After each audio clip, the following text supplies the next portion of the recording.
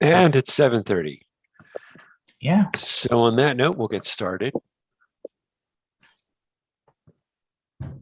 I'm not monitoring the YouTube. I'll try and jump over to that link at some point. But hello, everybody.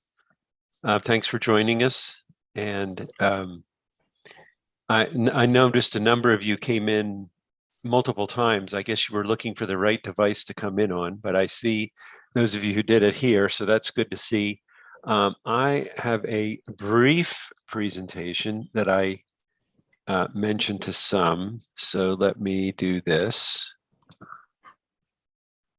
Share and slideshow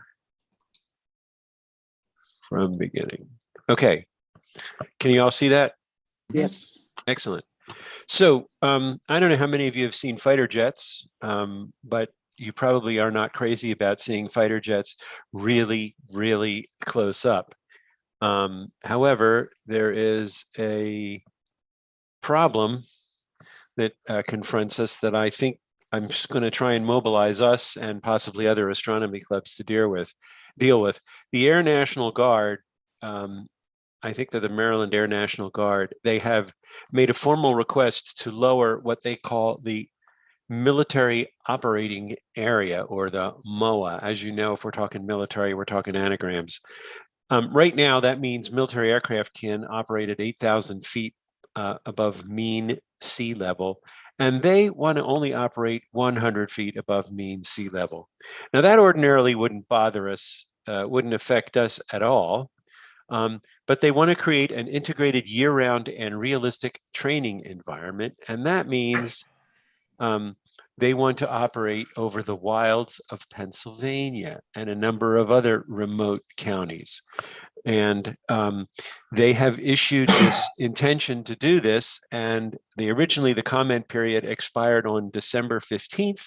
They have extended the comment period to December 31st, but they haven't even relented or agreed to public hearings or doing an environmental an EPA impact statement or anything like that. They're just sort of trying to bully their way through it. And we need to sort of try and get in the way of this. And here's why. This is the area that is affected, the proposed Duke low altitude mitigation map, state parks and state forests in Pennsylvania. And I don't think this is going to show up really well on the computer. So let me just put it another way. That star is Cherry Springs State Park. Can you imagine being on the observing field and an F-15 fighter jet flies 100 feet over your head as you're taking a long exposure of, I don't know, pick a Messier object, pick anything you want, pick something in the NGC. I just don't think your photograph's going to come out really well. I don't know what's going to happen when the noise, the vibrations, it's not a good thing. And we're just amateur astronomers. They're people who are hunters. They're people who are concerned with the use of the wilderness and the state parks. This is who you are to communicate with and let them know you're not happy. I also suggest you contact your Congress people, your state representatives, your state senators. I understand that astronomy is not exactly everybody's favorite hobby, and politicians and many others don't really give a damn whether we can see the stars or not. However, there's a huge hunting community in Pennsylvania. There's a huge camping community, hiking community, and a number of people who like to call the wilds, the Pennsylvania wilds, a place they like to get away to, are trying to mobilize against this and at least make them go public with their proposals and provide for hearings and public testimony. So here is who you write to. And I will put this on the listserv, and I will also send an email out to the entire, I'll do a blast to the entire club membership. I have prepared a letter that has been uploaded to the same area that all the business meeting publications are.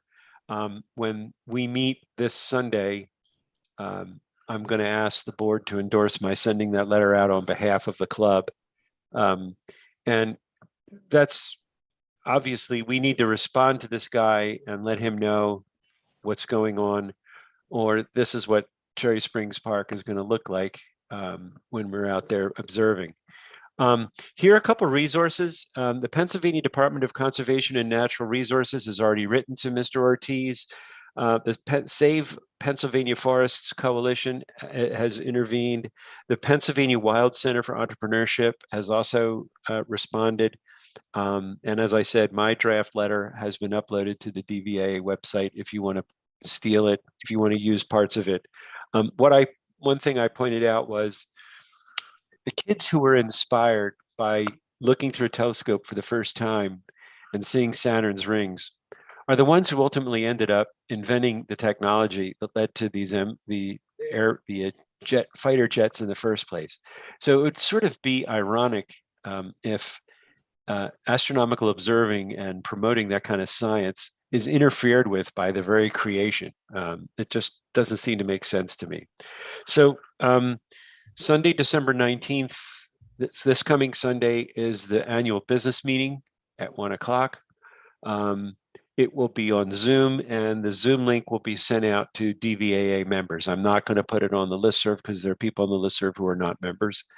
And if there's anything you want discussed in the chat, somebody mentioned just today the possibility of seeing if we could reach out to Delaware County and ask them if one of their parks could be available for stargazing. And I've already written a note to myself to bring that up on Sunday.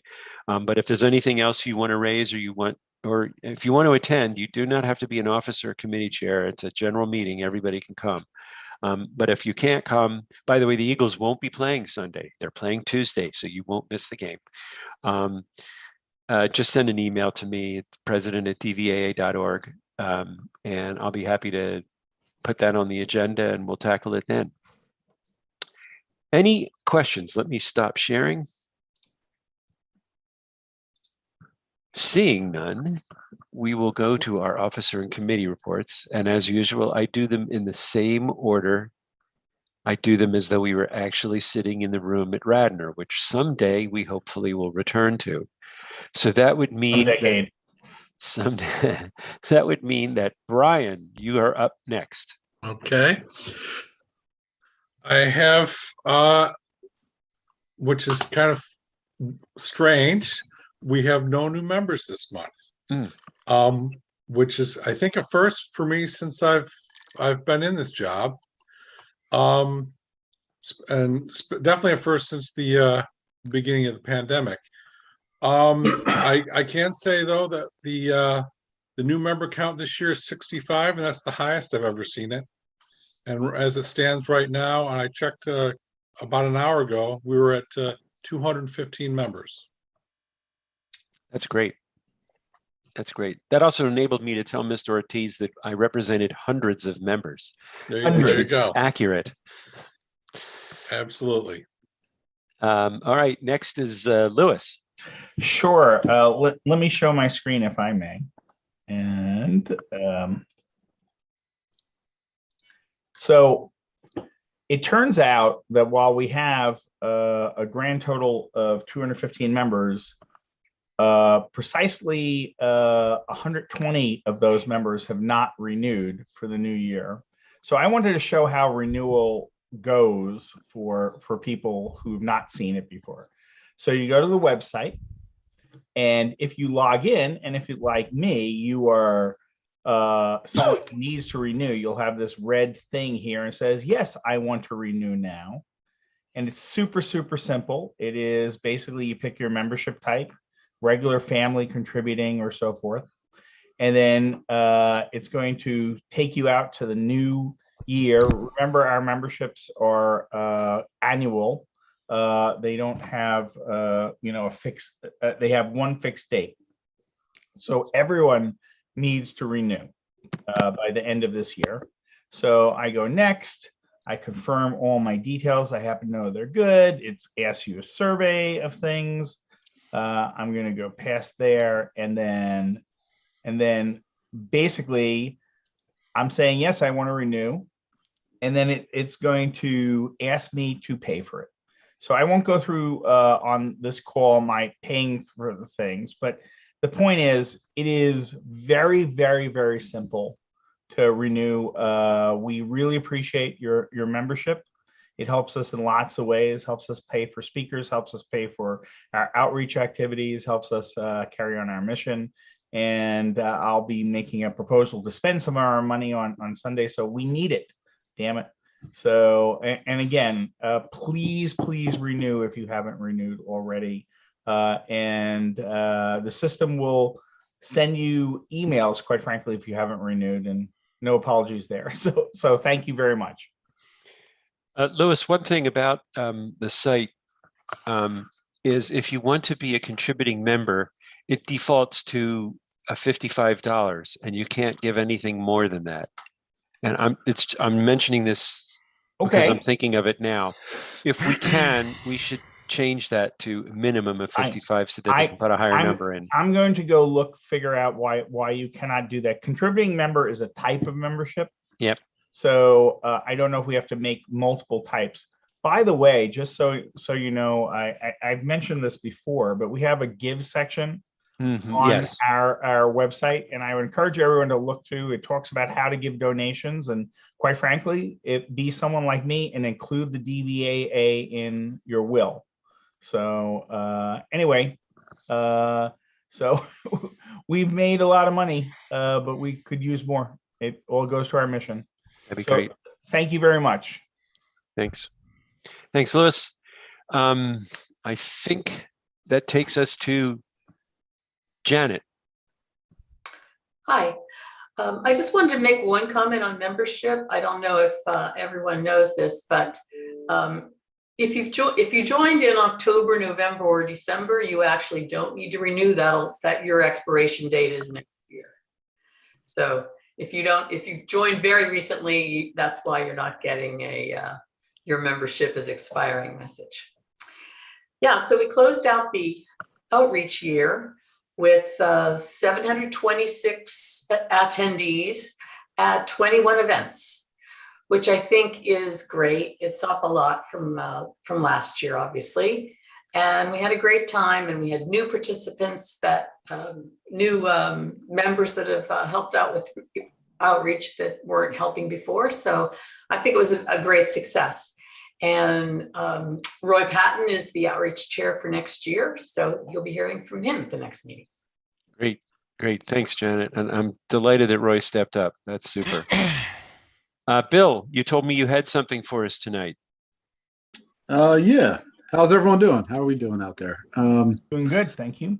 Yeah, it's so a couple things. First, I posted something out in the Usenet in the mailing list regarding images that Diane Turnschek is looking for some of the publicity that the PA chapter of the IDA actually recently has been absorbed in because of Pittsburgh's recent lighting ordinance or lighting plan victory that we had. So Diane's actually looking to contact and be in touch with some more astrophotographers that she could point the media sources that she has to help them with the images and stuff that they use in their news reports and stuff like that. So if anyone in this club is interested in being part of that, just feel free to email me. You can email me publicity@dvaa.org. That's probably the easiest way to do it. But it's a great opportunity for some folks out there who I know we got some great photographers in this group. Get your name out there on that. The second thing I want to put out there is that, and there's a blog post that I recently put up. Well, thank you, Janet, for letting me have access to posting there. There's a blog post I recently put up regarding a article that I was part of with the Philly Citizen. The Philly Citizen, I never heard of before. They are an actual, they're a news site that actually does really interesting reporting. They report on the news, but they actually report on potential solutions to the news.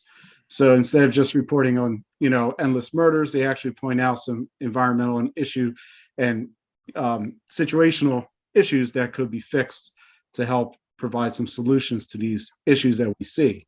They did a piece, obviously, they picked this up, as many other places picked it up. Reached out to Diane, and Diane pushed back to all of us to have different. There's about 4 of us on the PA IDA board that all were interviewed for this piece, and I'm the only Philadelphia person out here. I know Roy is part of it for a little bit, but he had other obligations that came up. But I would love to have more PA more Philly representation. This side of the state is Barry's done a phenomenal job on ordinances, and I'm not at all stepping on those toes. But I think at this point we have education considerations, and we also have considerations regarding how to start really building coalitions and pushing forward a potential more favorable dark sky agenda. We have opportunities at the moment. I won't say that they're big opportunities, but we do have opportunities. So the article is up there. It's in a little piece that I wrote in a blog piece on the DVAA.org blog. And you can read it, and she does a phenomenal job. I honestly haven't seen a reporter do such a great job on light pollution, or really local reporters can't match this on most issues that they report on. Christina Griffith did a phenomenal job researching this article, and I highly recommend anyone take a look at that. Saying that too, we still have petition out there. We're up to 2,100 signatures. Please, we have big goals on that one. So if anyone knows any people or any groups that they can send it out to, I know on my end, I had Caitlin actually forwarded it out through her birding groups, and we got a number of good signatures there.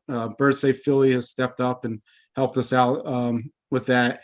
But there's always more avenues that I'm not aware of, and many others you guys might be more aware of. So if you could please definitely push that out where you can. The last thing is that I got an email, and I don't mean to be too Pittsburgh centric tonight, but I did get an email regarding if anyone's interested in this, I can forward it out that way. There's the Carnegie Science Museum is looking to expand and modernize their planetarium. They're looking for people who, if they'd be willing to chip in some bucks to help them do it. I'll be putting that out in a separate blog post at some point, but I just want to give people a heads up. It's promoting space and science and everything that we love starts at people's first touch with the sky, and more often it's not the actual sky. And then I don't know how many of you guys has seen the recent IDA advocates meeting where we get to hear about satellites, and well, that's a whole new can to look at. But I think it's really important that we continue to push the value of space and the value of why all this stuff matters. So thank you, Harold, and I'm going to give the floor back to you. Thanks, Bill. And Bill, you remind me when you mentioned planetariums that Derek Pitts is featured. I think it was mentioned on our listserv. Derek Pitts is featured in the February Sky and Telescope, our own member, it's a nice piece about him. I'm glad to see it. I see Joe Lamb is here. Joe, do you have anything on rentals?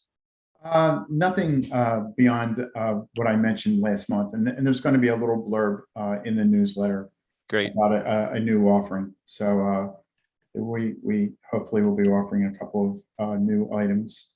And you and I got to hook up, and I have an Orion, yes, 8-inch Orion bob in my shed. I have to get to you. When you're ready, we'll meet. Sounds good. Okay. That's great. Lou, do you have anything on astrophotography? And I'm here, sorry. Yeah, it's okay. And do you have anything? Yeah, but I'm not prepared to discuss it now. But next month. Okay. All right. Sounds good. If there are no other committee or chair reports, then I'm going to give the floor to Jeremy, who's going to bring us our guest who's live from New York. It's Friday night.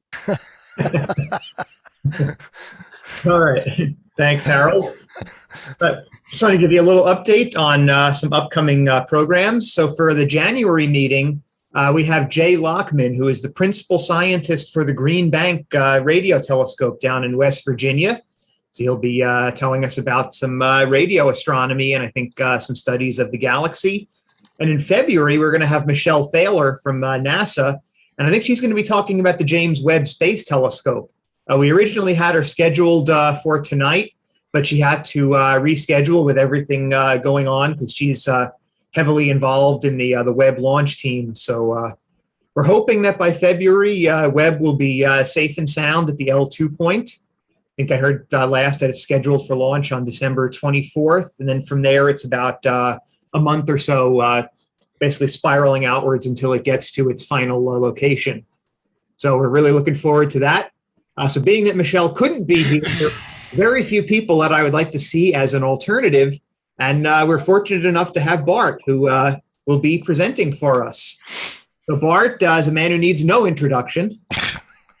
Oh, all right. But I'll give one anyway.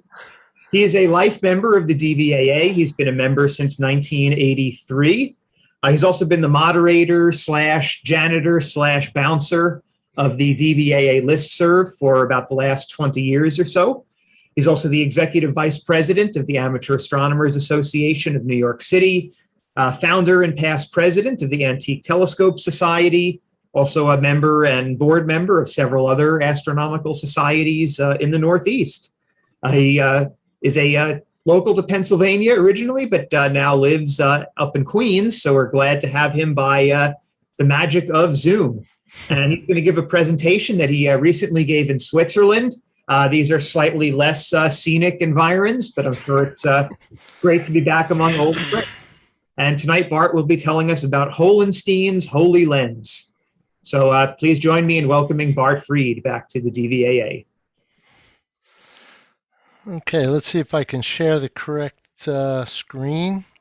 Is everybody seeing that? Yeah. Okay, that's good.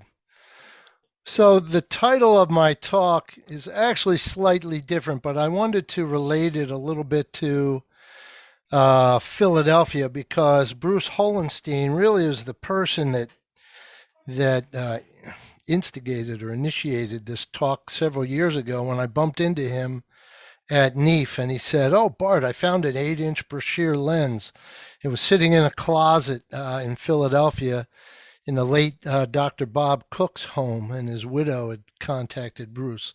So Bruce, I don't think is a DVAA member, but he's local to the area, and he was involved when the Flower and Cook Observatory got demolished, basically.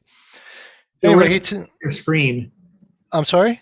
We're not seeing your screen if you're trying to share something. I have shared the screen, and let's try it again. How about that? Oh, click share. How's that? Here. That works, right? It's amazing when you hit the right button. So anyway, so I sort of renamed the talk for the DVAA. So Holenstein is Bruce Holenstein, and that's where that came from. But the actual name of the talk is Who Put That Hole in the Telescope? And the reality is it's not even the telescope, it's really who put that hole in the lens. So I gave this talk at the International Workshop about 2 weeks ago on December 3rd in Switzerland. And it was very kind of them to ask me there. Interestingly enough, when I heard the topic, which was astronomical observatories and chronometry, I had just given this talk, slightly different version of it, a couple weeks before they thought up this workshop. And I said, boy, that's exactly what my talk is about. I'll send it off to them, and they very kindly invited me to come out and present. So we'll talk about this in just a second, but there's one other topic and one other member that I want to give a shout out to, and that's Tony Galatola, who's been a DVAA member off and on over the years. And one day after one of the DVAA meetings, we were sitting around just shooting the bull like we always do and drinking beer. And I said something about time. And Tony said to me, he said, you know, Bart, there is no such thing as time. And I said, what do you mean? He said, how do you define time? And the more I thought about it, the more I understood what he said. And I've since come to realize that he's correct. There really is no such thing as time. There's only change in how we look at change. And that has a lot to do with this topic as well. So without further ado, who put the hole in the telescope? And let's see, we will click here. And this is actually the lens that got me jumping down this very deep rabbit hole. And it's an 8-inch Brashear lens. And it's unusual in the fact that obviously it's got a hole in the middle. And I cannot recall ever in 40 years seeing a lens that has a hole in it. Now, there are corrector plates for Schmidt Cassegrains, but a doublet achromat with a hole in it is pretty unusual stuff. And I couldn't figure out why. Well, after I figured it out, here's what I came up with. The problem, stated pretty simply, is that in astronomy and in timekeeping, you set your clocks to the stars, but you also set your stars to clocks. So when you're doing transit observations, you're timing them, and then you can position a new star on a star chart. But basically, the precise location of your observatory is also calculated using stars, and then you can set your time. But if the latitude or longitude of the observatories varies in an irregular manner, then the whole system becomes inaccurate. And time and timekeeping is a matter of trust. And if the very basis of that matter of trust is inconsistent, then none of it really makes sense. Time is critical, and knowing where you are for navigation purposes and was very important, especially to the British and the French and the Dutch in the 1800s when they were busy conquering the world. If you didn't know the time, you couldn't calculate your longitude easily at sea, and then you didn't know where you were east to west. North to south was easy. You just find the North Star. But calculating longitude, you really needed good timekeeping. So in 1728, James Bradley noticed a variation in his latitude measurements. Now think about that. He's measuring his latitude, and he's not getting the same result time after time. So he decided to do a study between March and September of 1728, and he couldn't successfully figure out where the errors were coming from. And he was the first of many to doubt that it was he thought it was the problem was his instruments.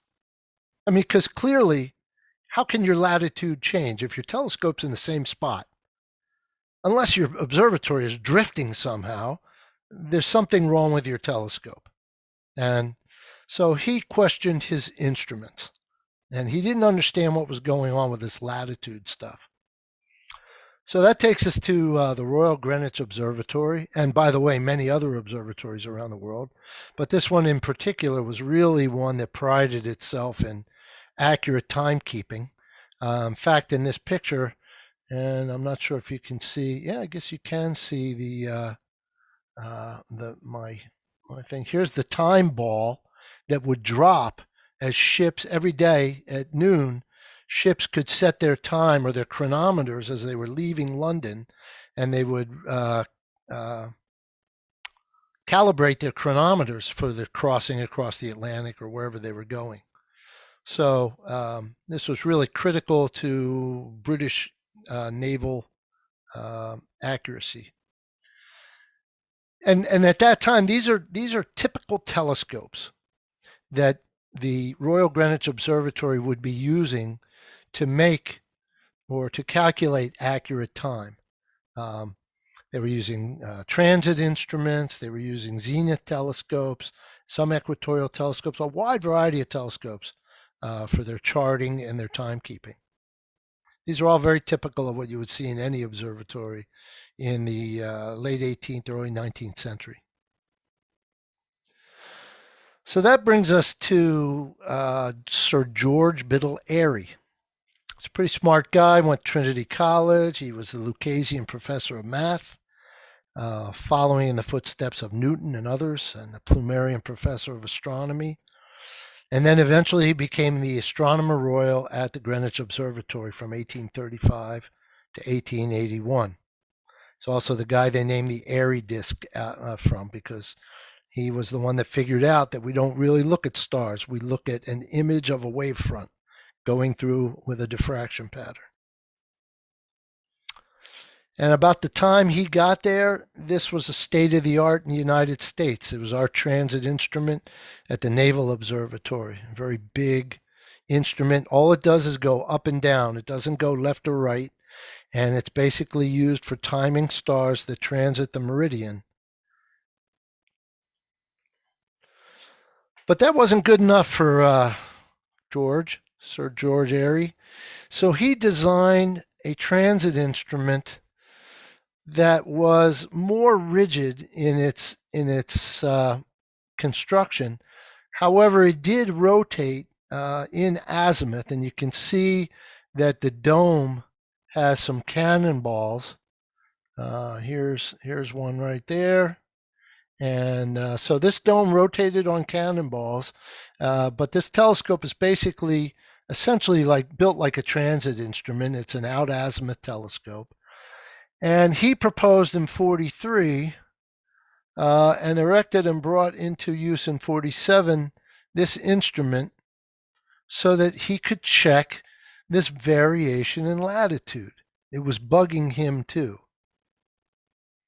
And clearly, the observatory wasn't moving. There was something wrong with his instruments.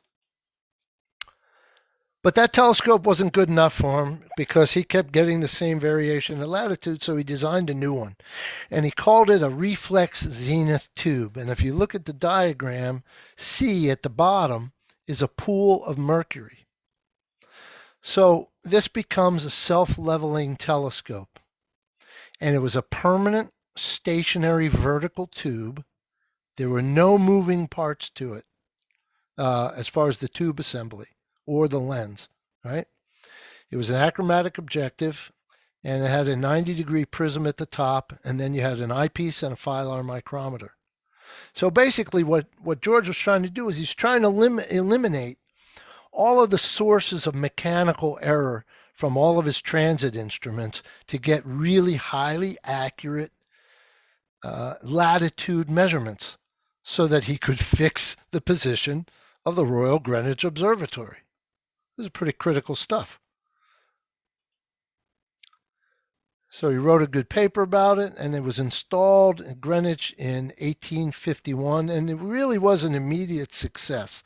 They got much higher precision out of the observations with the Reflex Zenith Tube than any of the prior instruments. Now here's what it looked like in reality. It had a 5-inch lens, and you can see the prism, which is right here. There's the Zenith prism. Oops, we went too quick. Let's go back. You can see the Zenith prism here, and then here's the eyepiece. And basically, you can see on the left, there's a long tube, and at the bottom, there's the pool of mercury down here. And that's it. There's the floor level, right? And this was down well below the floor level, and it was isolated from vibration. So all this telescope did was have a double pass of the light. The light would come down, the pool of mercury was halfway down the tube, and the cone of light would come back up through the lens. It's a double pass and then into the prism. And they would make their measurements. The lens was made by Edward Trouten, and it was produced in 1793. So that lens was already almost 60 years old when it was starting to be used. It was an antique when it went into the instrument. It was only 5 inches, so it wasn't a terribly big telescope in terms of aperture.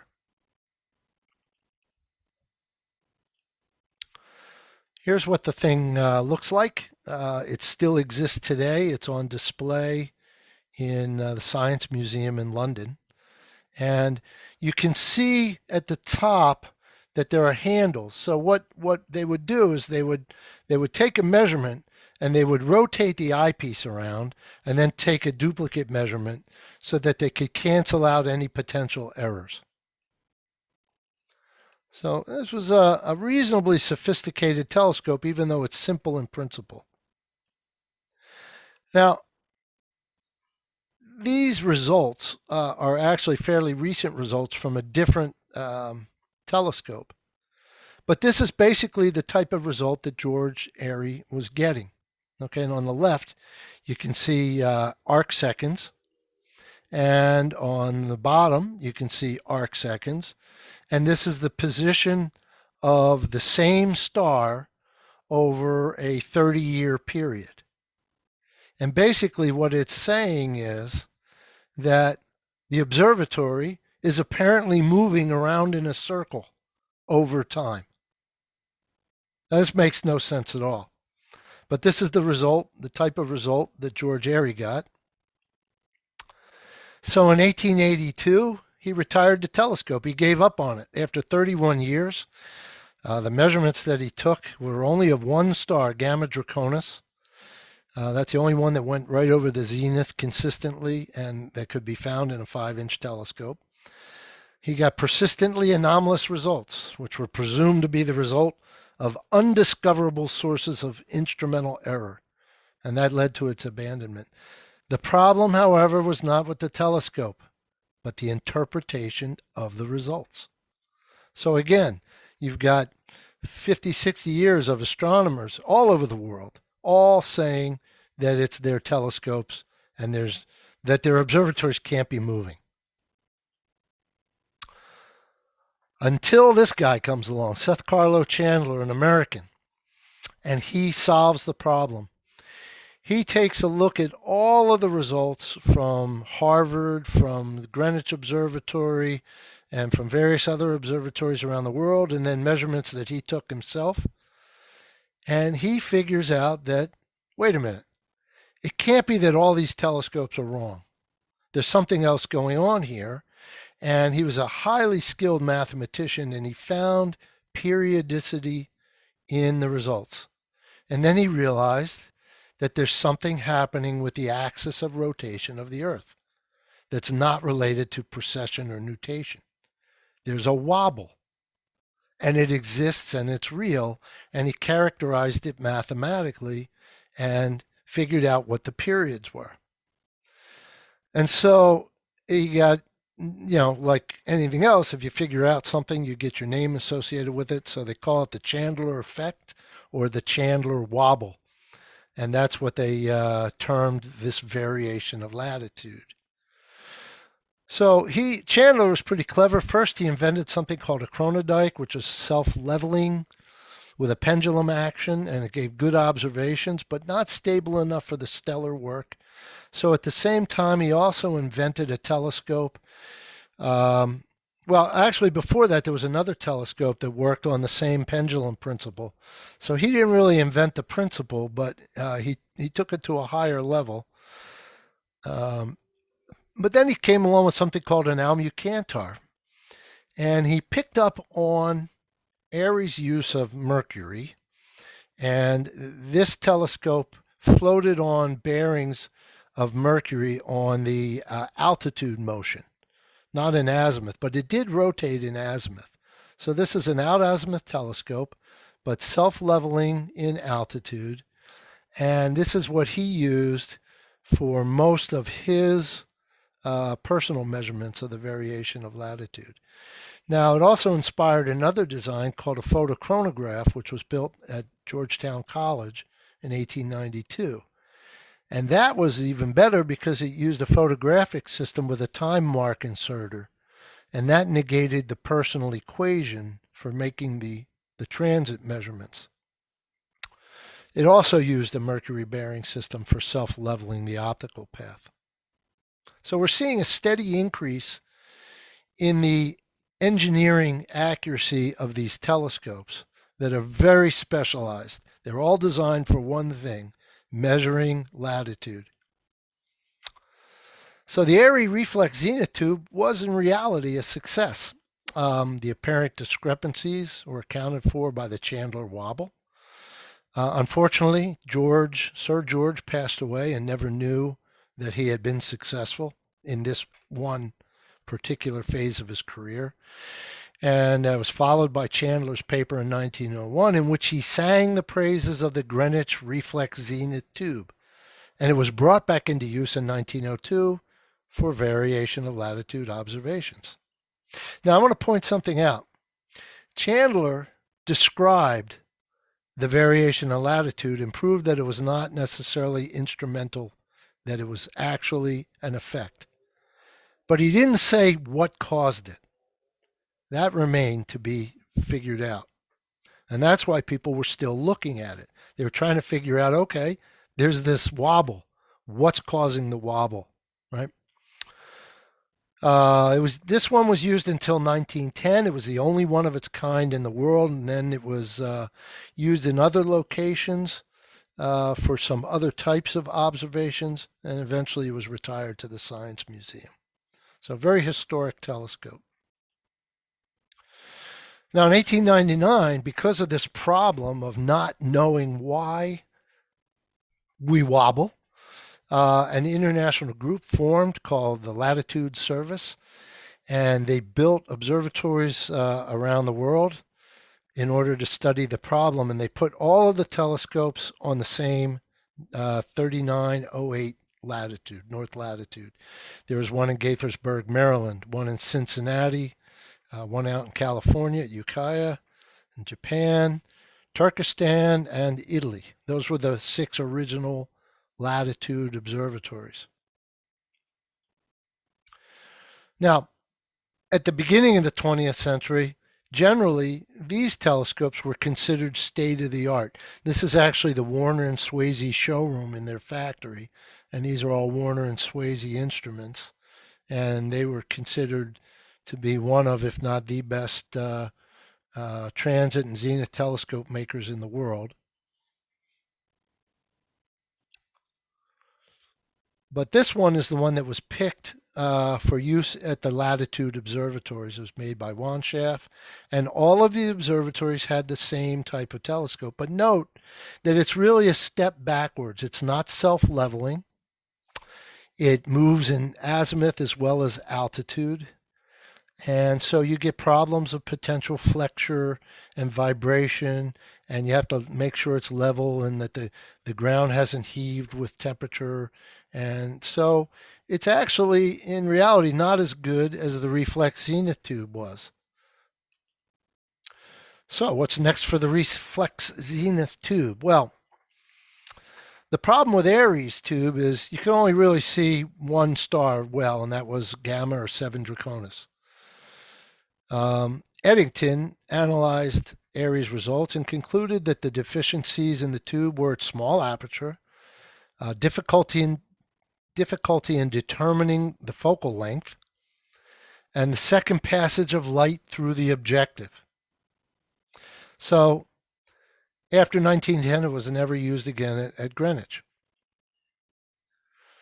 Now, Airy's gone, but his invention found some renewed interest in Philadelphia now that the anomalies were better understood. And this occurred at Flower Observatory at the University of Pennsylvania. Charles Leander Doolittle was the head of the program at Penn, and he worked on the problem at Lehigh University before he came to Penn. And he brought along the Zenith Tube that he had, and then Penn ordered a new one from Warner and Swayze. But 1903, he got money from Joseph Wharton of the Wharton School fame, and he built a second Airy Reflex Zenith Tube, which was installed in 1904 at the Flower Observatory. And these two pictures, that's Charles up top and his son Eric on the bottom photo. This is the 4-inch Zenith Tube that came from Warner and Swayze in 1896, which was when the Flower Observatory opened.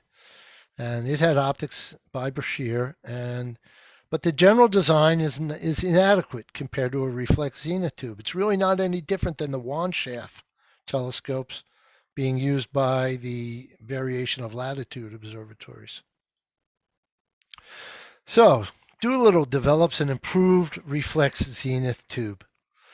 In most respects, it's pretty much the same as the Airy tube, had a rotating lens in this case. So the entire lens rotated, not just the eyepiece. And the eyepieces were stationary. Then there was a double 90-degree diagonal so that two people could make observations at the same time. And it had improved focusing by adding or removing mercury in the lower bowl. And it was mounted due east of the original 1896 Zenith Telescope for comparison measurements. But it had one major improvement.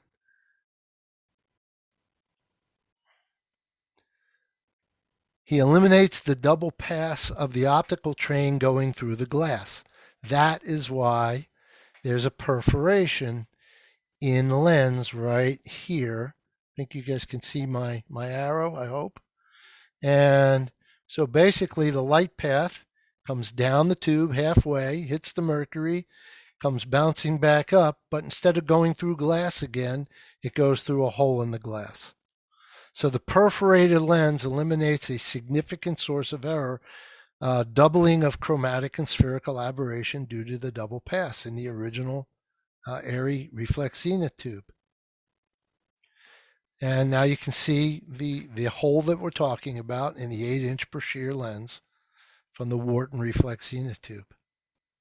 So this was noted on the box when the lens was found, that it was the 8-inch doublet. And it was not Airspace by Blitzstein. It was Airspace by Brashear when it came out of the factory.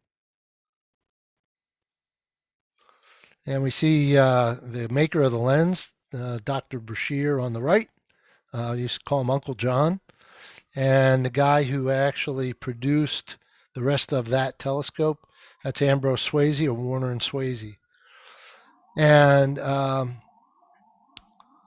going to read, if you can't read this, through the exact center of the objective, a hole 1.5 inches in diameter is bored.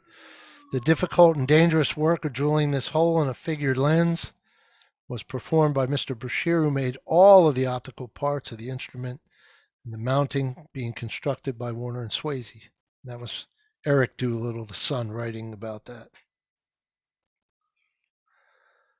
So you see a picture of it in the next slide, but it was basically used until 1910.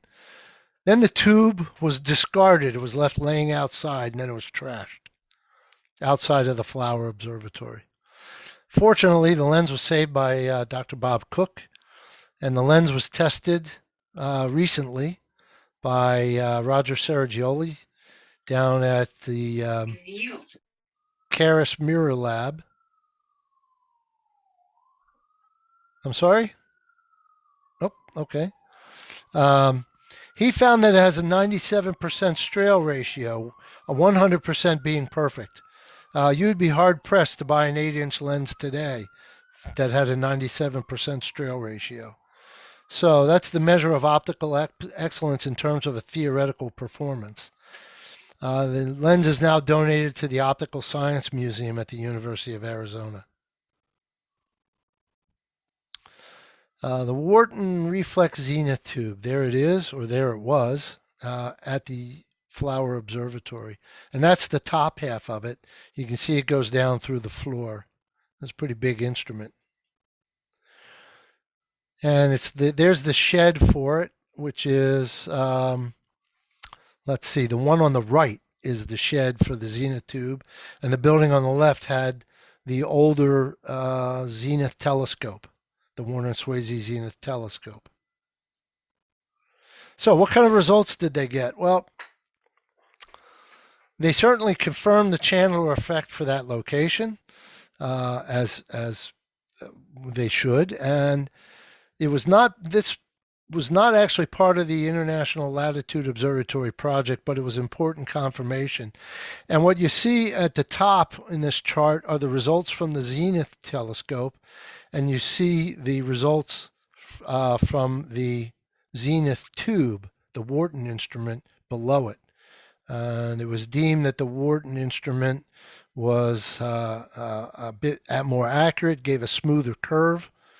But basically the two curves jived, so the other telescope was good confirmation that things were working properly. Right. So that telescope was retired around 1910 or 1911, but the problem still existed. Nobody knew why observatories were drifting. Well, okay, observatories weren't drifting. We know that it was a wobble of the Earth's polar axis. So along comes Frank Elmore Ross, who was a very talented engineer and astronomer. And he became interested in this problem and started working on the problem at the Gaithersburg ILO, International Latitude Service Observatory. And what he did was he made observations with a photographic Zenith tube in cooperation with the International Geodetic Association. So the Wharton instrument, the one at Penn, proved to be a vast improvement over the Greenwich instrument. And Ross wrote that it appeared that an instrument of this type was preeminently fitted for the application of the photographic method, that the substitution of the impersonal photographic plate for the human eye would eliminate the last and only known source of error existing in this type of instrument. Now, he wasn't the first, because if you remember at Georgetown in the photochronograph, they were taking pictures and using a time inserter. So the concept of putting a camera in place of the human eye was already known. But Ross figured out that if he used it with this type of telescope, he would get even better results. And in fact, that was the case. So he added photography again at the conference of the IGA at Cambridge in 1909. They submitted plans and they built the photographic reflex Zenith tube to be used at Gaithersburg. This one was produced by William Gertner in Chicago, and the instruments were received at Gaithersburg in 1911. The lens for this one was produced by Petitdidier, Charles Petitdidier, Charles Petitdidier, who did a lot of work for Gertner. And his PZT, now they call it a PZT instead of an RZT, the photographic Zenith tube, doubled the accuracy of the observations, and it became the standard for latitude observations for over 50 years. So huge improvement. So what we've seen so far is we've seen like a doubling of the accuracy in the second iteration, which was with the hole in the lens. But in the third iteration, the photographic Zenith tube, you didn't need a hole in the lens. Okay, because what Ross did was he put the photographic plate holder beneath the lens. So he also eliminated the double pass, and he eliminated the human error. And this is an image of the first 8-inch photographic Zenith tube with the lens by Petitdidier of Chicago, installed in Maryland, and it was a prototype for all PZTs to follow. Now on the right, what you see is it looks like a clock drive, but what it really is this chronograph, and then with an electrical time inserter. So when the image is produced, which gives you a star trail, it also tells you what time the star crosses or transits the meridian. It's very precise. So here's what the building looked like in Gaithersburg, Maryland. It's kind of a nondescript observatory. Most people would think it was a chicken coop. And this is what the telescope looked like installed there. I love the ship's wheel for opening and closing the roof. You could tell the Navy had something to do with it. And the picture to the right is the bottom, and you can see where the mercury was housed below floor level. These things were an environmental disaster, but in those days, nobody cared. So Ross also improved the PZT by improving the plate drying process, which was an interesting subspecialty of his. He became interested in the problem of distortions on the emulsion of the photographic plates. Now you got to remember, these were emulsions on glass plates. These weren't paper or film images. They were plate images. And he showed that there were distortions that were measurable, dried in air, and that he could improve it by bathing it in alcohol before being allowed to dry, and that he got much better registration. And he continued his investigations after he was done playing with the PZT, and wrote some other papers on it many years later. So in 1915, the Naval Observatory asked if they could move the PZT over to their location in Washington, D.C. The Gaithersburg facility was shut down, and the instrument, which had been the backbone from 1915 to the present, now this was written in 38, I think, is the photographic Zenith Tube, and it consists basically of an inverted telephoto lens, forms an image after reflection in mercury, etc. It's now succeeded by a large 65 centimeter telescope with major new features. So actually this was written in 1970s when that one was installed. But in 1934, and here's where things get really interesting. In 1934, the Naval Observatory realizes that their PZT is the most accurate telescope they have for keeping time. Okay, so now we have a complete fundamental switch in the use of the telescope. It goes from being a telescope just for positional astronomy to a telescope where they can keep time. And at that point on, it's dedicated to that work. And it became the most accurate timepiece in the world. At the Naval Observatory, which was at that time tasked with keeping time for the United States, and all the science operations, all the timekeeping that was really critical, all those signals came out of the Naval Observatory. And they built others to complement it and for cross-checking. So this telescope now coming from trying to figure out what's going on with this variation in latitude, they said, well, that's enough of that. We're going to keep time with it because, what do you know, it's the best telescope we have. So they built another one, which went to Richmond, Florida, which was installed in 1949, which also had an 8-inch lens. And they modified the design a little bit. They got rid of the tube down near the bottom, which wasn't necessarily useful and was causing some thermal issues. They made a couple other changes to it. They automated some things, but basically it's the same system. There was a photographic plate, which comes in under the lens right here, and you have the mercury pool right down there. So that one was called number 2. The Navy's really clever with their naming system. And later on, they built number 3 back in Washington. So they had 2 up there and 1 down in Florida. So after World War II, the photographic Zenith Tube became the global standard instrument for keeping universal coordinated time, UTC, until radio astronomy and the cesium atomic clock supplanted them. PZTs went into the Royal Greenwich Observatory again. This was in 47, made by Grubb Parsons. There was one in Neuchâtel, Switzerland, which is where I gave this talk, that went in 1954.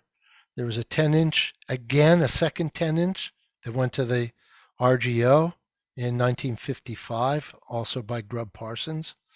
There was a 10-inch in Australia. Zeiss produced one for the Hamburg Sternwarte, and Tokyo and the Misuzawa stations in Japan had them. Another Zeiss went to the Andreev Astronomical Observatory, and so on. So these went all around the world. There were over a dozen of them in total, all of which were used for calculating universal coordinated time around the globe. So the PZTs were how the world now was keeping its time. This was one of the 10-inch at the Royal Greenwich Observatory in 58 by Grubb Parsons, really made in 55, installed in 58. Here's the Zeiss unit that was at Hamburg. Here's one that was in Japan. And there, I got to tell you, for a guy who loves antique telescopes, these are about the ugliest telescopes you could ever imagine. They just look like, like mortars or something. They're just, or smokestacks, and yet they're so elegantly simple. This one was at Mount Stromlo. Unfortunately, it was moved before the Great Fire there, so it's still in existence. And this is the building that housed the original 8-inch Zenith tube that Ross perfected. And then in 1972, we have the final iteration. The Time Service Division of the observatory, the Naval Observatory, designed and installed a 65-centimeter telescope to study the rotation of the Earth. Okay, so now it went back from keeping time, because by 1972, they were using cesium atomic clocks. And they were measuring Earth's position using radio interferometry and background quasars. So the PZTs had lost their use in timekeeping, but they decided to take a harder look at the studies of rotation of the Earth. And the expectation was to improve the precision so that they could not only study variation in latitude, but they wanted to look at the rate of rotation, which varies on a daily basis, as it turns out, and the variation of latitude, and also changes in longitude. So it's 65 centimeters or 24 inches. There's the building that it was housed in, and it was made by Bowler and Shivens, which was a division of Perkin Elmore. So the plate scale was increased by a factor of 3. And they used a photoelectric timing system with a 0.1 millisecond precision, an improvement by a factor of 10. So by improving the plates and improving the timing system, overall, they increased the precision, I think, by a factor of 3 or 4. Let's see. Okay, so why does the Earth's axis wobble? What's this all about? Why'd they put the hole in the lens? Okay, an investigation was done in 2000 by a Dr. Richard Gross. He was not an astronomer. He was a geodesist. He showed the cause to be a combination of atmospheric and oceanic processes, the dominant cause being ocean bottom pressure fluctuations. 2/3 of the wobble was caused by these fluctuations of pressure on the seabed, and the remaining third due to atmospheric pressure and other things. Now, the fluctuation in pressure on the seabed, he says, caused by changes in circulation of the ocean, caused by variations in temperature, salinity, and wind. All right, now this is critically important because these are the things that are affected, as it turns out, by global warming. And so if this is correct, I'm predicting, Bart is predicting, in the future, we will see even greater variation in latitude numbers due to greater changes in ocean temperature, salinity, and wind patterns caused by global warming. And if that happens, I think we should call this the Freed effect. And on that note, I thank you and hope you enjoyed this presentation. We like the Freed effect. I like the fried effect, because if that stuff starts happening, we are all fried. Well, Wow. so these are the coolest telescopes nobody ever heard about. Yeah. So there must be some questions, I hope. So Mercury telescopes tend to be, mercury vapor isn't the best thing to have in the world. So were there any health considerations related to those? Like I've seen a couple of these telescopes, by the way. One of my favorite places is the Usno, observatories and stuff. But what do they do about the mercury? It's Well, bad stuff. they don't use them today. These telescopes, every one of them are retired, and all the mercury's gone. Did it affect anybody? If it did, it didn't make it into any of the scientific papers I read. Okay. So I would say I have no data on that. I suspect probably not, because mercury at relatively room temperature, I don't think vaporizes, or there are very little vapors. I think it's when you heat mercury that you're really going to have issues, and you certainly don't want to be sticking your hand in it, and you don't want to be drinking the stuff. But I think one of the other things that helped is it was in a sealed tube. You know, remember, it's in the bottom of the tube, and there's a lens at the top. And with the exception of the hole in the Brashear telescope, unless you were poking around in there, you were pretty much isolated from it. And then the mercury was typically one floor below, so you had the whole floor, below you. That's all I know about it. Cool. Bart, you said is there anything left at Gaithersburg at all, or no? No, that's completely gone. There is a Latitude Observatory, International Latitude Observatory, that still remains, the one in Ukiah, California. I don't know if they still have their wand shaft transit there. They might. And there's been a push to sort of renovate the place and, I guess, make it a national landmark or something like that. So it does exist, and I think it's in a city park in Ukiah now. So the Gaithersburg site is unrelated to the NIST site that's in Gaithersburg now? That I don't know. I don't know if the actual site is, still existing. The site was actually owned by the University of Latitude program. It wasn't owned by the Navy, and that's why they asked to move when it shut down, when the whole program shut down. The Navy said, "Hey, we want that telescope," and I think Ross may have been paid by the Navy at that point. He may have gone in under the Navy's payroll. But then he ended up at Yerkes.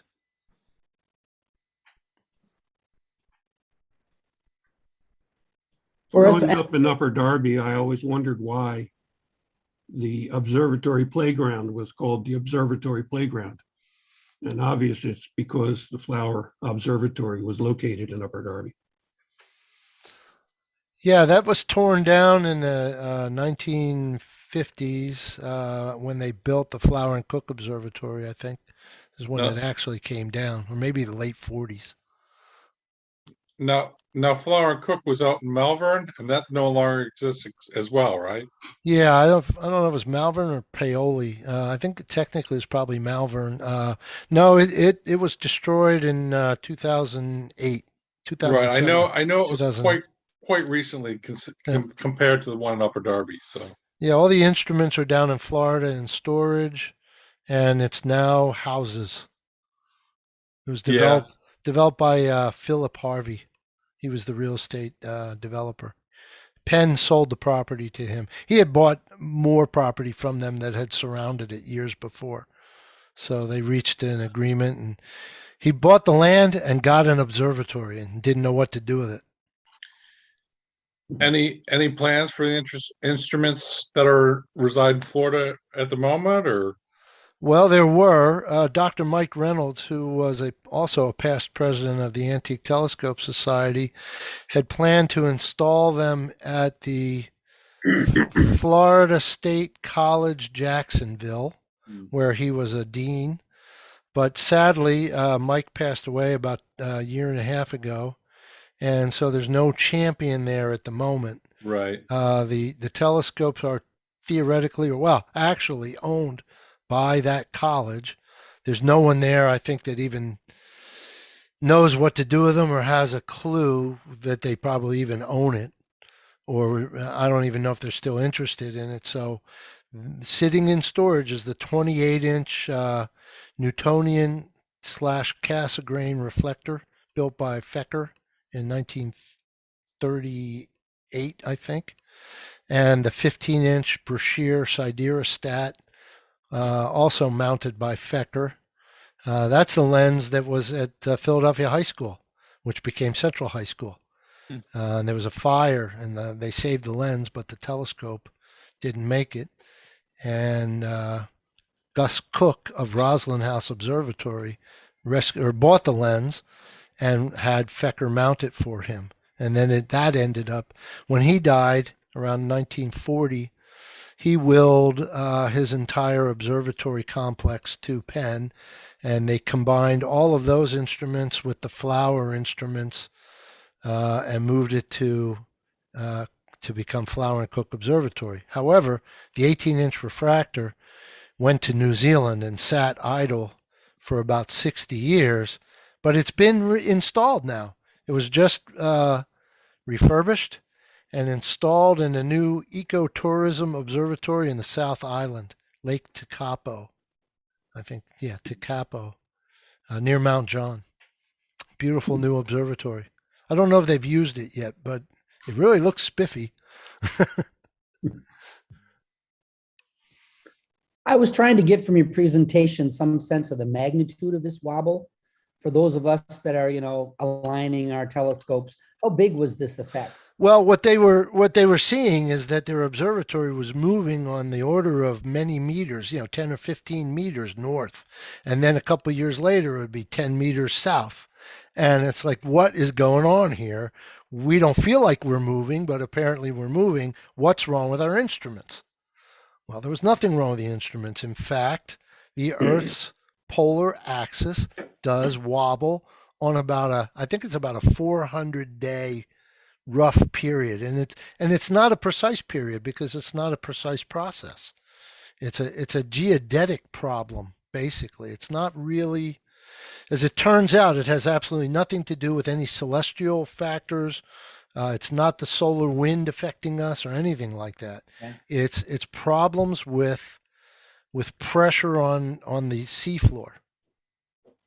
And that's a variable thing because you're talking about temperature and you're talking about currents and wind and all kinds of stuff. So, and this isn't the only other cause of wobble, right? There's nutation, there's other variations, right? So yeah, but those are very well understood. I mean, certainly precession is really understood. Nutation is understood. Those are celestial mechanics issues. And also relate to the shape of the Earth and orbital mechanics and all kinds of other things. This is strictly caused by problems related to what's happening with the Earth itself. And they said 2/3 of it are the causes that I dwelled upon, but 1/3 of it are other causes, and some of those are plate tectonics, or could be magma moving around, or other issues that account for 1/3 of the thing. But I'm no geodesist. I just know that it took until this millennium to figure it out.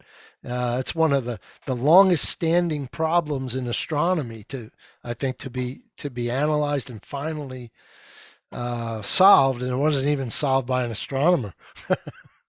It's kind of ironic. Early in the talk, you mentioned Bradley. Now, what he's known for discovering was the aberration of starlight, which is a much bigger effect. Now, are you saying that he saw the Chandler Wobble too? You bet. And he looked at it for 6 months and wrote it up and said, there must be something wrong with my telescope because apparently my observatory is moving. So after he corrected for the aberration, so the 20-ish arc seconds, there was still something left over? Oh, yeah. Yeah. There was enough left over that he scratched his head and gave up on it and couldn't figure out what it was. And he basically said this has to be due to, minute problems with my instruments. The aberration of starlight, if anyone's wondering, that's a more typical thing. It's because the Earth orbits the sun. It's like if you run in the rain, you're always running into the rain. right? No matter which way you go. So if you look at a star, it appears to be kind of tilted at an angle from where it should be because of the motion of the Earth, because you're essentially going towards the star or away from it, or I should say at 90 degrees from it. So everything in the sky does a circle. I think it was about 20 arc seconds. Yeah, but the difference is that once he characterized it, it was predictable for every star, and they could account for it. The problem with the variation in latitude was it was irregular. Now you're setting all your clocks to your latitude and longitude position. All precision measurements of stars are based on that. And if you really don't have the confidence in your positional astronomy, because you're getting errors that you can't account for, you've got issues. And this is why it was so important for so long for all the observatories in the world. This was a critical problem that they couldn't solve. Do you have any sense of what the problem affected? I understand the problem was there, but for instance, were there results that maybe were famous results that suddenly had to be remeasured once this was all resolved? Or well, what it did was it put the error limit on accuracy of chronometry. You can only be so accurate in your timekeeping because you can only be so accurate in the precision of your stellar measurements. You had to correct for this variation, and you really couldn't, because you didn't know, from one day to the next when the variation might change and when you're at a different position. So there's your error bar right there. It was the fundamental limit to chronometry until they really figured it out. Got it. Of course, you buried the headline with that big news that the Earth goes around the sun. There are a lot of people who had trouble with that for a while. How does GPS affected all this now that we've got nanosecond resolution everywhere? Well, okay. So what you really want to know is how do we keep time these days? So years ago, and I'm not sure, I don't think Mike was a member of the ATS then, but the very first ATS convention that we had was at the Naval Observatory, and I met a guy there who was giving us a tour of the atomic clocks. Now, all that stuff I think has moved to the National Institute of Standards now, but in the 1990s, the Naval Observatory was still the place where time emanated from for the country. They put out the time signal and all that. And they had 6 atomic clocks. 4 of them were long-term accurate and 2 of them were short-term accurate. And they were all used to calibrate each other and to maintain redundancy. But this fellow who gave the tour, Brett Arkinel, I asked him what he did there. And he said, well, when there's a leap second, I'm the guy that tells them we need a leap second. That was his job. And I said, well, how do you do that? How is all this stuff really calibrated? And he said, what we do is we use radio observations of the background quasars. He said, that's what I really do. I observe quasars and do positional astrometry of quasars because they are presumed to be the most distant objects in the universe that we can see, and therefore the most stable in position. And then they calibrate the GPS positions to that framework. They calibrate because the Earth rotates or varies in its rotation. And he told me about that too. I said, what do you mean it varies in rotation? I said, what are we talking about, on a monthly basis, a yearly basis? Oh no, on a daily basis. I said, you're kidding me. He goes, oh no, every day the Earth slows or speeds up very slightly. And then it falls back into lockstep, but it varies a little bit, which explains why when I'm walking down the street in Manhattan, sometimes I just trip for no apparent reason. Apparently the Earth had just slowed a little, and and that's my excuse, and I'm sticking to it. Cool. So when were you last at the USNO? That was the one and only time I was there, although I'm in contact with them. Do you know Jeff Chester, for instance? I do know Jeff Chester very well. and I communicate with him often. Nice He's guy. like, is he like the communications officer? Maybe is that what? Yeah, I think he's public relations. Affairs. Yeah, and he's also the ersatz historian now. I think. I don't think they still have a paid historian there. Used to be Stephen Dick, but he moved on and retired, I think. Yeah. For those of you who don't know, my favorite, as in not favorite, activity at USNO is you have to have an FBI clearance to visit, which is a real pain in the ass. Well, when we visited there, everybody had to get cleared, and we were on a list, and that was in '92, and I think Quayle was the vice president, maybe, and still lived there. He lived on the Naval Observatory property in the vice president's house, and what had happened? Well, I think we have the first Gulf War? Well, in 92, in 93, right? Right. So the security was really high, and not long after that, they stopped, I think, public tours and things like that. So. Well, no, I went on, I've been there twice, and I guess I was there when Cheney was there. And then I think 2011 too. So 2003 or 4, then 2011. You don't happen to know if the 24-inch PZT is still in existence, do you? Oh, I don't know if it was certainly in existence when I was there in 2011, but no, I don't know anything more recent. I'll have to check with Jeff. Okay. But very cool. So Harold, do you have any more news? Like I'm a little shocked about this rotating around the sun thing.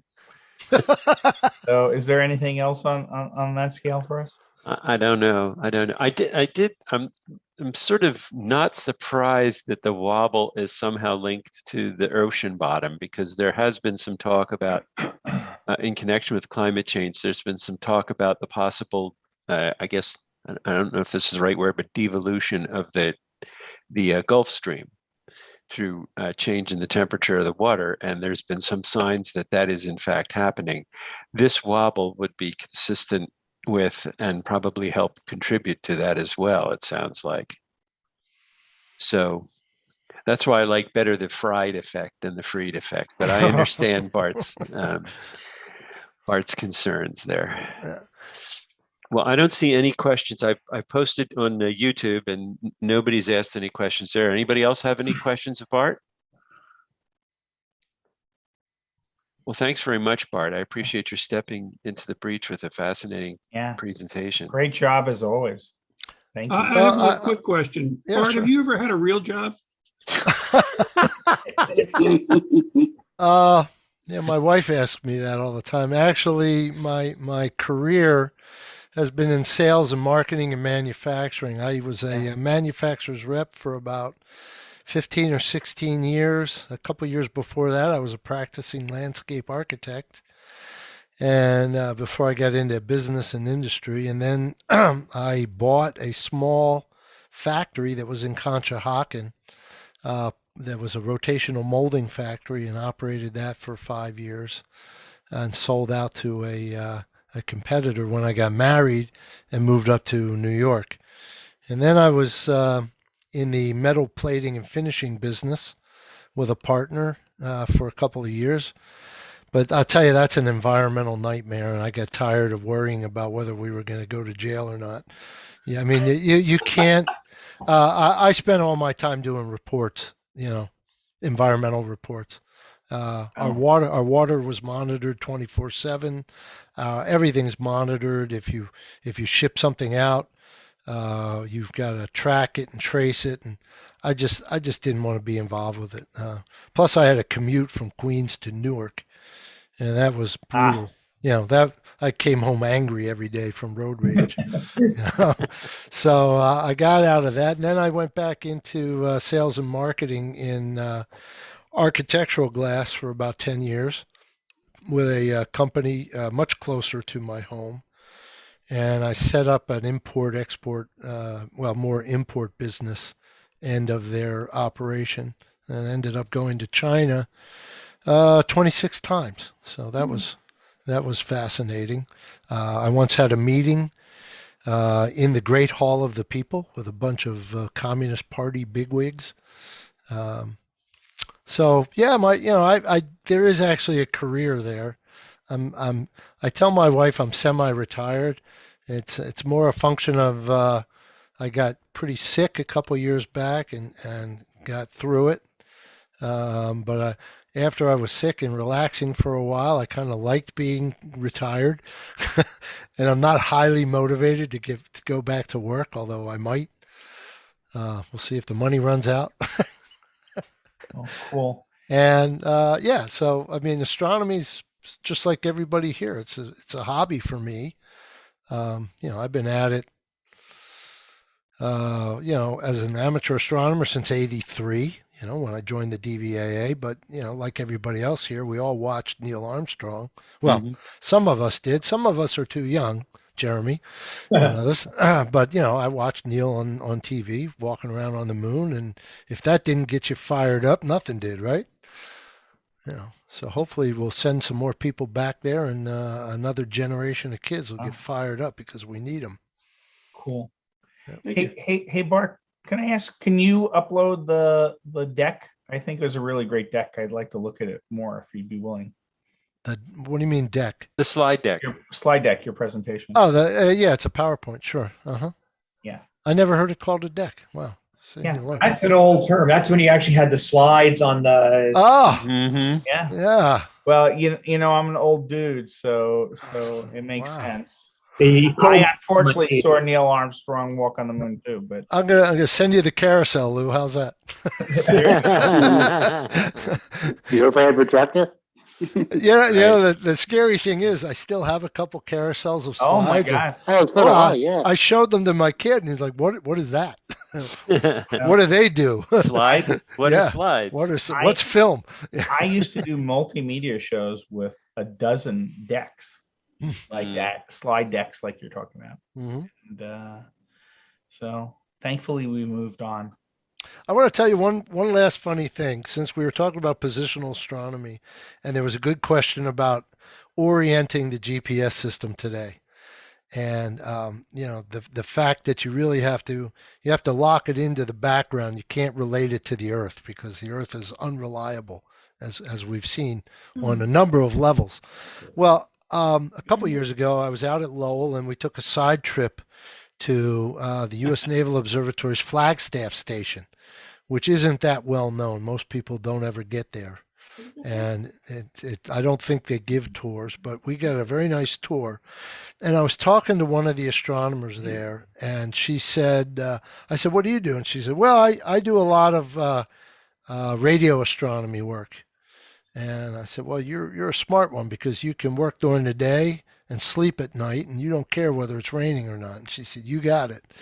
And I said, why is the Navy so interested in high precision astronomy anymore? It's not like the ships don't know where they are. They all have GPS and radar and all this great navigational tools. And she said, matter of factly, she looked me straight in the eye and she said, "So that we can get the missiles to go down the right ventilation shaft." Wow. That's what I said.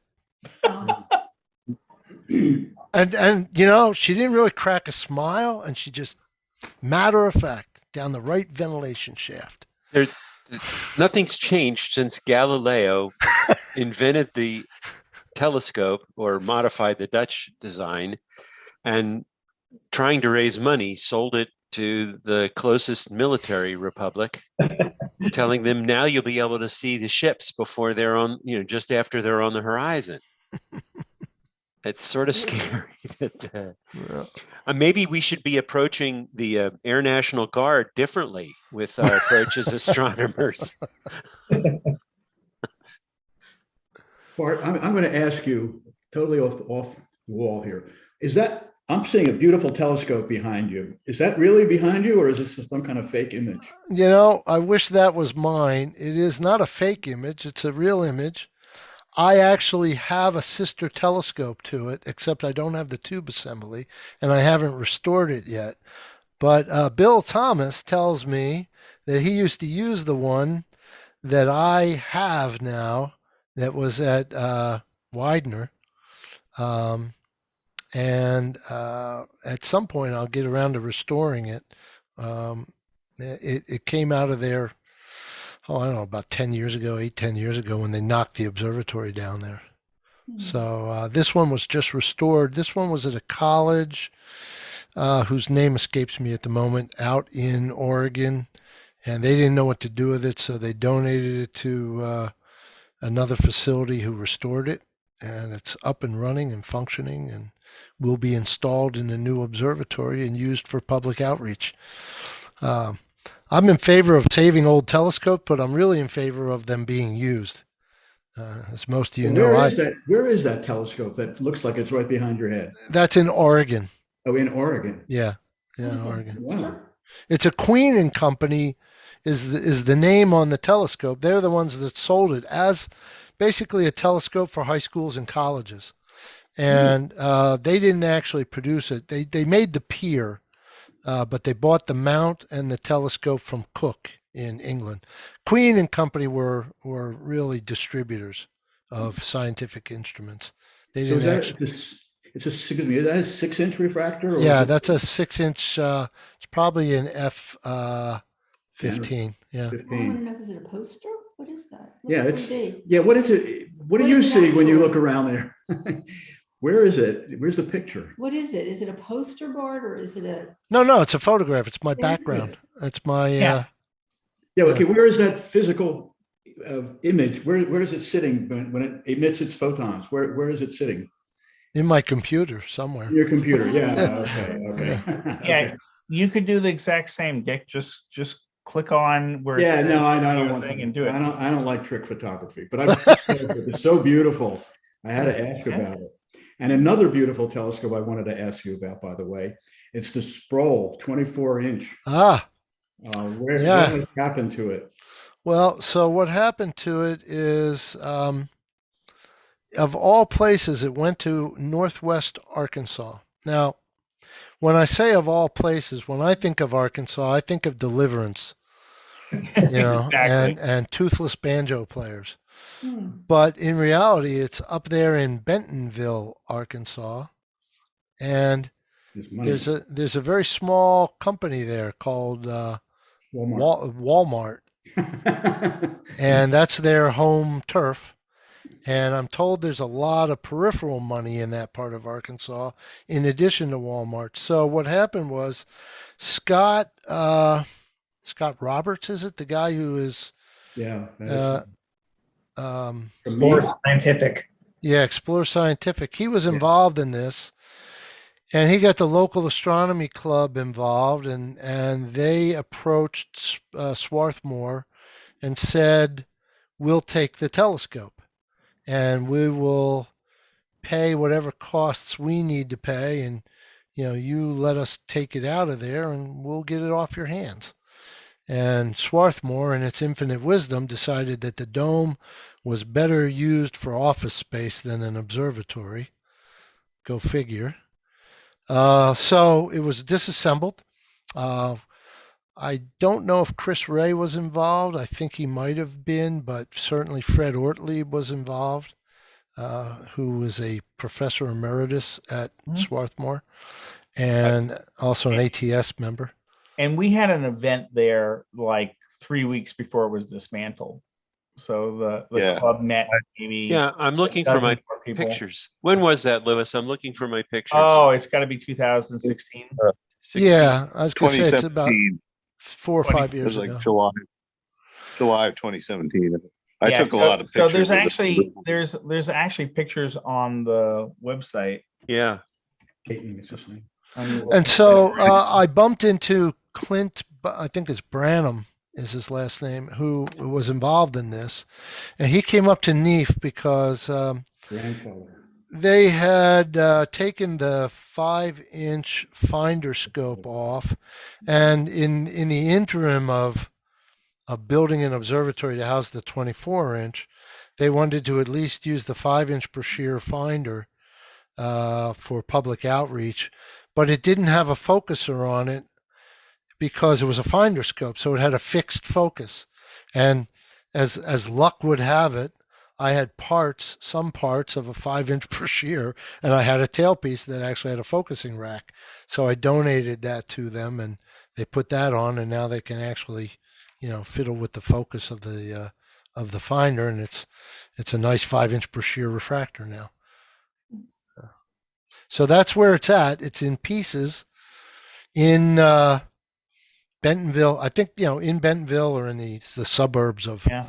If there are such a thing as the suburbs of Bentonville. So here is the. I'm just going to show my screen. I've got mine up. I have a panorama of the room. Oh yeah. So I was just going to show that. Go ahead. I'll stop my share. Go ahead. Yeah, it's just that this is on our website, and we have, basically all of the photos from what it looked like, when we visited. So, it's just this incredible dome, and then the lovely telescope. And remember, it wasn't a visual telescope so much; it was blue shifted photographic work. So, but it was just an incredible experience, and we got to look through it for a final time. And so, look at the paint peeling off. It's crazy. They also had a whole bunch of photographic plates there. I remember we went into the library and found all kinds of plates that were sort of reminiscent of what was going on up at Harvard when they discovered Cepheid variables. What a mess. Yeah, that's a really good shot. What happens when you don't paint? Does anyone know if Wilmot and Fleming, if those plates are going to be digitized at some point? Well, I can tell you the generic answer to that. Like, for instance, if you go up to Mount Wilson, not Mount Wilson, Yerkes, excuse me, and you go look through, like, for instance, you're able to do things like hold the Barnard Star Discovery plate, and I know for a fact it's not been digitized. And then, of course, there's all sorts of things, that they complain about. Like, for instance, there are, old computer tapes. No one has the devices that can run those tapes to even take the stuff. So unfortunately, there's lots of ad hoc efforts, but there's no coordinated thing across many observatories. That's a shame. Yep. Yeah. Wow, look at those gears. I can Rotate. I can show you some interesting pictures here. Let me get back to the presentation. Sure, I'll stop sharing. Yeah.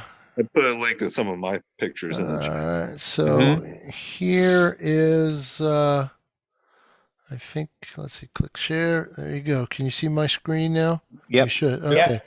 So that is the arrival of the major pieces of the telescope. You can see the base here, and then there are sections of it. Here's the mount here, right? And this is the crew that moved it. And let's see, there's the tube. I think they rolled it all the way from Philadelphia to Arkansas, right? Happily, it's a short distance. Yeah, right down I-95, and then hanging right at I-40. And then you can see the sections of the tube. But, these people in Arkansas, I give them credit for the gumption, thinking that they're going to be able to get this thing back in working shape, because it sure is massive. But I always love that instrument cluster. You see the instrument cluster on the end of the scope? Yeah. The dials and stuff. Yeah, you can see it right there. Yeah. Yeah. Now, this particular telescope was actually the second largest telescope that Brashear, well, no, technically third largest telescope that Brashear had completed while he was alive, because there was a 72-inch reflector at Dominion Observatory, and then there's the 30-inch thaw refractor at Allegheny Observatory, which is still in place, and then there's this one. However, let me correct one thing. Yes, this was essentially a photographic telescope, but that doesn't mean you couldn't use it for visual use because there was a visual correcting lens that went into it. And Brashear said that when you had the visual lens in, you really couldn't tell that it was not designed as a visual telescope. The correcting lens was very well designed by Hastings. So George shared also a great number of interesting pictures. Okay, let me stop my share. I think this is you, Lou. Is that you up there? Yeah, that's me. Oh, watch your step. I may have lived through it, right? It is, I'm not quite sure. Hold on a second. So this is stuff from George's collection. Yeah, I think that's it.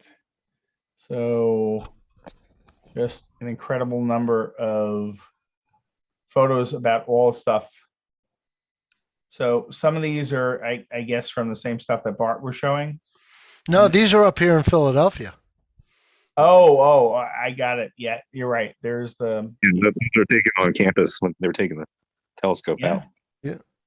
Yeah, no, but pretty wild, right? And then inside the dome, and of course, just think of the mechanics of these incredible things. I just love the domes, and maybe Bart will say the nice thing. As far as I'm concerned, a telescope dome needs to have this, stick out for me to really be in love with it. I really love the domes that have the stick out rails for some reason. Yep. It really just visually speaks dome to me, like Palomar, or there's lots of ones, but it's yeah. So the story of this telescope is a little bit interesting. Brashear made the 30-inch thaw refractor. Look at that. And it's one of there's a line in the movie Contact. You're all familiar with that movie, I'm sure. And the time or the space travel machine blows up, right? Mm-hmm. Or actually there was it's sabotage. Yeah, it was sabotage, right? So everybody thinks spoiler alert. The whole thing, the movie at that point, everybody figured, well, that's the end of this program. And then the benefactor up in space says to what's her name? Jodie Foster. Jodie Foster. He says, "Oh well, listen, you're back in the saddle here because lo and behold, if you look at this satellite picture, there's another one over in Japan." And she's like, "What?" And he said, "Well, the first rule of engineering is, why not build, if you can get the government funding or something, why not build two? If you're going to build one, you might as well build two." Well, Brashear, knew that fundamental thing. And when he built the huge pier and these castings for the 30-inch thaw, he built another one. And he offered it to Sproul at what he called a discount price because all the patterns were already done, the castings were made, and they were just sitting there. He had this pier that he made on spec, basically. And so, Swarthmore jumped at the opportunity, and they got a good deal on it. So it's actually oversized for the 24-inch Sproul refractor. It was designed for a 30-inch refractor. And so the pier looks a little bit massive for this particular telescope. There are some photographs of it showed up not that long ago, and some members of the ATS correctly identified it as the Sproul telescope in the plant, in the casting plant, where it was actually assembled. It was too big for Brashear to put it together in his own plant. Wow. So they put it together in a casting company that made large pump housings and things like that in Pittsburgh. Wow. You really get a sense how big this thing is when you look at like the full length of a truck. Yeah. And that's only part of the tube. Yeah, yeah, that's what I mean. Yeah. It's just crazy. Yeah. George, were you there, or did you get this from someone? Yeah, I took all these pictures. I missed the first day when they were taking the tube out, but I watched pretty much the whole rest of the disassembly. Wow. This is very cool. I had no idea. Thanks for sharing. I'm just very pleased we got to observe on it, even if it was just. I have another question. Stuff. Hi, it's Dick. I have another question. When I was at Swarthmore, there was a gentleman there named Peter Vandekamp. Yeah. And of course, there was Miss Lippincott as well. But anyway, Peter Vandekamp, I actually took a course with him on double stars. And his claim to fame, his unfortunate, didn't work out, but he thought he discovered a wobble in Barnard's star. Yep. That indicated the presence of a planet. And he thought that he had discovered the first well, the name didn't exist then, but an extraterrestrial planet. And so he had good evidence for it, if you took it at face value. Now, my understanding of what happened, now I was not an astronomy major at Swarthmore. I just took that course for fun, but he apparently, and I'm looking at this now, and you tell me this telescope was overbuilt. It was built as if it were a 30-inch telescope. Well, I think his downfall, as I understand it, and somebody can correct me, I wish they would, but the telescope apparently was flexing in some very slight way, so that when he took his images of Barnard's star, Barnard's star moved. I've taken images of Barnard's star, and it's moving pretty fast, 10 arc seconds per year, something like that. So you take them a year or two apart, and it's not just obvious. It's like, wow, that star really moved. So he found this wobble, but apparently it was not correct. I mean, definitely it was not correct. And the reason that it was there, it wasn't because he was dumb or anything. It was because the telescope flexed in some way that was not quite understood. And so the plates of Barnard's star, the motor against the whatever, it moved in a way so that fooled him. I can speak to that. I'll give you a little bit of history on that entire episode. First, let me say that Steve Burr, who was a DVAA member who passed away very recently, he was my astronomy instructor at Plymouth Whitemarsh High School. And we had an astronomy club, and he took us on a field trip to Swarthmore. So when I was in high school, we met Sarah Lippincott. We met briefly with Peter Vanderkamp. He was still there. And there was a discussion about Barnard's star and the wobble on the plates. And they showed us their plate measuring machines and talked about this whole theory that Barnard's star, which had a high proper motion, you're correct, it's a very close star, and which is why it has such a high proper motion. What he was looking at was the fact that Barnard's star on the plates wobbled in relation to background stars. Okay.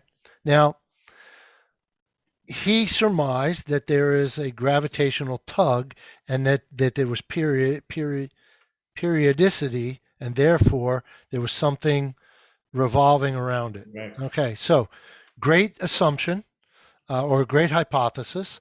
And he felt like he was really, over a 20 or 30 year period, building up proof for it, using what was a really great telescope.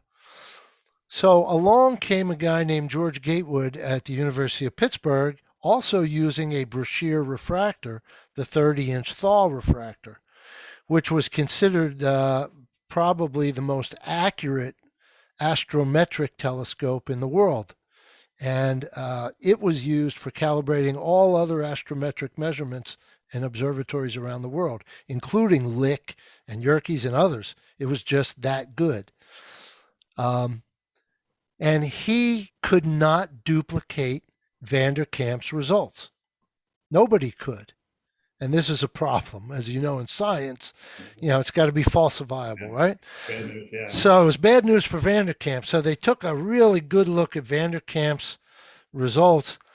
And what Gatewood came up with was not so much, I think, that it was a flexure in the telescope. What he found was, what he believed was happening was that there was an issue with the lens itself with inhomogeneity in the glass. And that he showed that there was a change in the results in between before and after the glass had been cleaned at one point. Yeah. Right. And that was the smoking gun, that it was a telescope issue and not a true accurate result. And so this, I think, people tell me, I don't know, but they tell me it kind of crushed Vanderkamp because that was most of his life's work and it's sort of his claim to fame as an astronomer. However, the fact is that it really wasn't his only claim to fame. He did a lot of things, wrote a lot of great papers, and should be considered a very successful astronomer. So, but it broke him, I think, from what I'm told. So there's an irony, of course. It is in 2018 they did discover a planet around Barnard's star. It has an Earth mass of 4.2. And it has a relatively long period of 232 days. So there's something there. It was not. Yeah, but it's what he was looking for. It's nowhere close enough to have caused the wobble that was showing. Oh no. Yeah. I'm just saying. It is ironic though. Yeah. Yeah, it's ironic, and well, everything's got planets. I mean, the planets have planets, so that's not a big deal. But he was the first one really to make a claim that he had seen. I think that's true. Correct me if I'm wrong. No, that's true. Yeah. He was the first one. It was a headline. I forget what newspaper. It might have been the New York Times. And planet discovered, not the Earth, as going around another star. And that was at a time when the idea of either searching for extraterrestrial life or even looking for a planet outside the solar system was considered crackpot stuff. Yeah. And there's a comparable situation. In fact, Bob Treblecock, who's also in is in the meeting, is also in the Delaware Astronomy Club. We read a book earlier this year called The Search for Vulcan.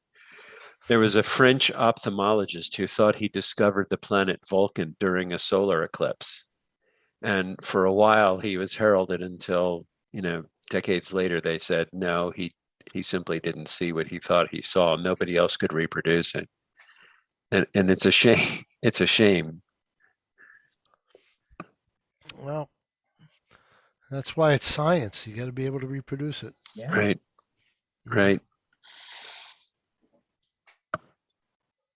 Anyway, great talk. Thank you. Thanks, Bart. Really appreciate it. Well, it's my pleasure. And as Thank always, you. it's great for me to see everybody and all my friends. And I can't wait till, it's back in person again. We're going to talk about that on Sunday, right? Yeah. We will But discuss I don't know that. if we're going to come up with any conclusions. Yeah. Hopefully my next talk will be face to face. That'd be good. All right. Depends on how much more of the Greek alphabet they make us learn. Well, it's coming to an end soon. Omega's out there. It's just a few more. The Omega strain. Well, Well, I hope they don't double up on them, Oh boy. Alpha. Alpha. yeah. Well, it's not. They start naming them like hurricanes. Yeah, right. That was what I was It's thinking. not a They could just stretch. come up with names like hurricanes. Hey, Brian, I have a story for you about these letters, right? So I was going to go out visit Marie's niece up in Ithaca for Christmas, but I don't know if you know what has happened in Ithaca. Yeah, they Basically, shut had 1,000 people infected. They shut down the school, and basically the town has turned into a post-COVID ghost town. So we can't go out. Yep. So, Yeah, I fear for my parents. I'm gonna talk to them hopefully tomorrow and tell them, don't go out. Just don't go out. They have people coming in because they're elderly now. Yeah. And I worry about that too, because I don't know where those people have been. How many Is it in people go to Ithaca? Cornell? It's like 18 or 19,000 students, permanent. Yeah. students. Something like that, yeah. Yeah. So basically one out of every 20 people in Yeah. the entire college came down. Well, yeah, I heard that they're doing finals virtually. They're not even Yeah. sticking around. Now, I guess Ithaca College is doing finals, but I think they should have probably shut down too. Rensselaer is doing virtual finals. Yeah. RPI. Yeah. My wife is just happy that she was able to do her finals, in person before they shut down for the year. But yeah, I've been up here in Philly, but I've been up and down since this last March quite a few times because my mom has cancer and she's going through chemo and everything. So, but yeah, it seemed like there was a light at the end of the tunnel. Now I don't know. Nah. So, and we had a bed and breakfast booked, and we had to cancel it, and I'm glad I didn't get beat for $800, but by the same token, it's like that. Where were you going to stay? I forget the place. We've stayed there 4 or 5 times in Newton. It's okay. I could tell you. No, I don't have the thing near me, but it's it's like a place with a big red barn and okay. Well, I used to live down the street from one on Sapsucker Woods Road. So yeah. So it's one of our locations. But the point is, it's just as you say, more letters. Yeah.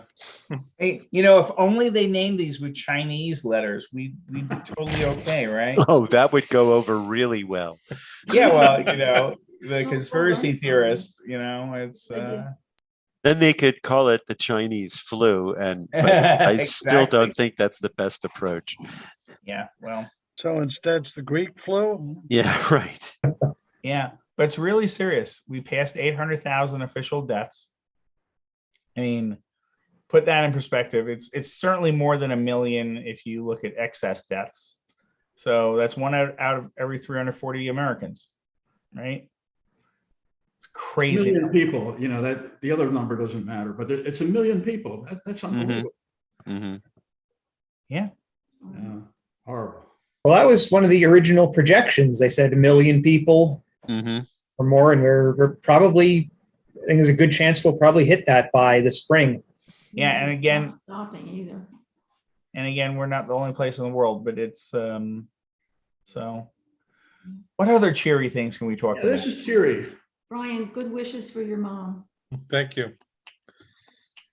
Right now, she's holding her own. So has anybody seen the comet? I was hoping maybe to try to get out Sunday night. Maybe I'll go up to Methacton. At sunset, if the weather's going to be good, or maybe try to snap a picture of it. I don't know.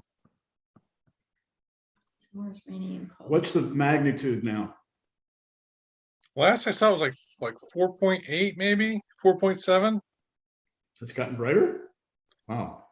Yeah, I mean, and now it's not an early morning thing. It's a late, or it's not. It's not an early morning thing. It's a sunset thing. So. Oh. Sounds better. So I should have probably tried a couple of nights ago when it was clear, but I just didn't have the gumption to pack the car up and too cool to take everything up. Good binocular object. You need a really low horizon to see it. Yeah, I mean, I saw pan stars of Methacton a couple of years ago. Well, this is probably 4, 5, 6 years ago now. But that was tough because it would set right at sunset. So that won't work. Methacton does have good western horizon. But they do have a good western horizon. So where is that, Brian? Off of Germantown Pike. Yeah, in Worcester. Yeah. Folks, I'm going to run. Okay. It's been Thanks again a a lot, Bart. pleasure. Thank you, you Bart. so much. thanks, I really Bart. Great enjoyed it. seeing you. Thank you, Bart. It's great. Good seeing you, Bart. Hey, Bart. Hey, yeah, round of Thanks. applause. Bye bye. It's about that time too. Especially, we'll see everyone on Sunday. Sunday. Hopefully Sunday. we'll see everyone. So Jeremy, if you want to take us off YouTube, you